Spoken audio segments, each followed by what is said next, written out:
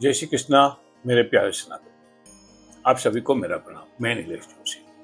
आज आपके जैसे मेरे जैसे राष्ट्रवादी, बीजेपी के चाहक, भारत के चाहक, देशभक्त सब लोग बहुत ज्यादा खुश होंगे, क्योंकि जो 3 टर्म्स का केजरीवाल का झूठ का शासन चल रहा था उसका आज अंत हो गया। बीजेपी लास्ट रिपोर्ट जो मैंने देखा है वेबसाइट पे अपना, तो 48 सीट्स में बीजेपी आइदर जीती है या लीड कर रही है। यानी मतलब बहुमत के लिए 36 सीट चाहिए, उसको 48 में है तो बीजेपी की सरकार पक्की है। और कर्मों का बदला तो सबको मिलता है, आपको भी, मुझे भी, सबको, क्योंकि हमारा हिंदू, हमारा सनातन धर्म तो कर्म के सिद्धांत के ऊपर ये आधारित है। 70 सीट के लिए चुनाव था और केजरी की पार्टी को मेरे ख्याल से 22 या 23 सीट, और आम आदमी पार्टी यानी केजरी की पार्टी, और कांग्रेस 0 पप्पू सिंह यादव का, राहुल बाबा जो भी बोले उसको क्या बोले। 3 टर्म से केजरीवाल सरकार चला रहा था, बीजेपी के लोगों को बहुत ठगा। फ्रीबीज यानी जो फ्री में देती है ना गवर्नमेंट, ये दूंगा ना वो दूंगा, फ्री की बिजली, फ्री का पानी, वो कुछ भी ये दफा काम नहीं किया। और बीजेपी बड़े जोर से चुनाव लड़ी, और लड़ी तो बीजेपी आफ्टर 93, मतलब 7 और 25, 32 साल के बाद बीजेपी वापस दिल्ली में शासन पे आई।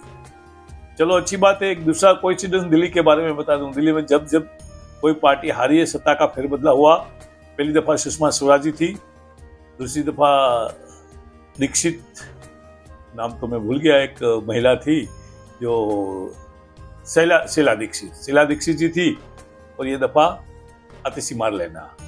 तो जब जब दिल्ली में महिला चीफ मिनिस्टर आई है तब तक दिल्ली में सत्ता पलटा हुआ है। उसके पहले 2 दफा केजरीवाल था, मतलब ये दफा केजरीवाल को सुप्रीम कोर्ट ने मना कर दिया था, राइट।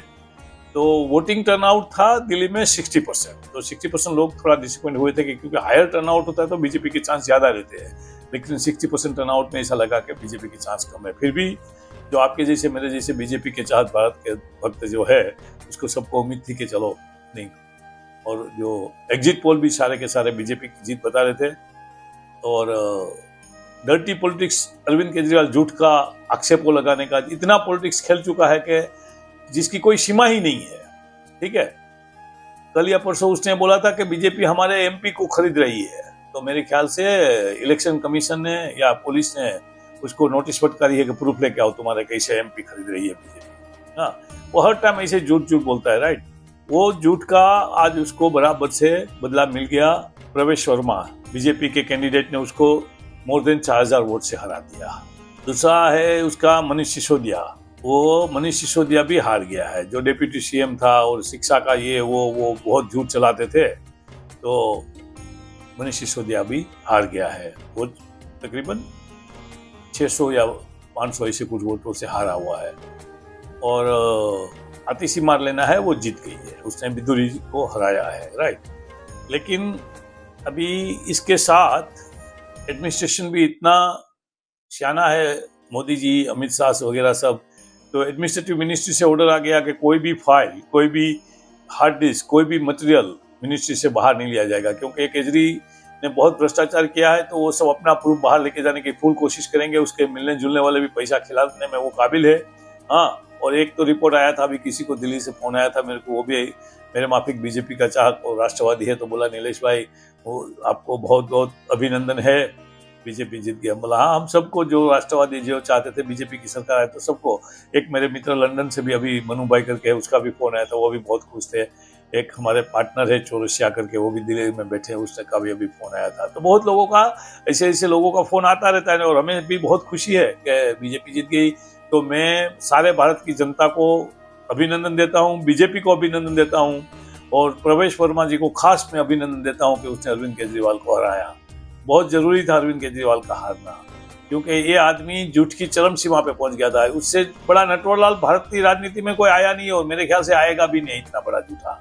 हाँ, कितने कैसे शर्ट पहनता था, कैसे वो नाटक करता था, क्या क्या नहीं करता था। बच्चों की कसम खाऊंगा, मैं मिनिस्टर नहीं बनूंगा, फिर भी मिनिस्टर बन गया। मैं ये कसम खाता हूँ, मैं कोई सिक्योरिटी नहीं लूंगा, मैं कोई बंगला नहीं लूंगा। लेकिन जो शीशमहल बनाया करोड़ों का खर्चा से, मैंने सुना है एक कमोड टॉयलेट के पीछे लाखों करोड़ रुपया खर्चा कर दिया हुआ है। तो उसकी पर्दों के पीछे इतना बड़ा खर्चा कर दिया है, तो सब जब्त होना चाहिए। और मेरे ख्याल से कुछ तो ऐसी सिस्टम होनी चाहिए कि एक चीफ मिनिस्टर या एक प्राइम मिनिस्टर, एक संसद सभ्य या मिनिस्टर जो भी है, इतने डेकोर के लिए इतना ही पैसा खर्चा सीलिंग होनी चाहिए, बाकी नहीं तो इसे पैसे का व्यवहार बहुत होता रहेगा। टैक्स पेयर के पैसे उनके बाप का क्या जाता है।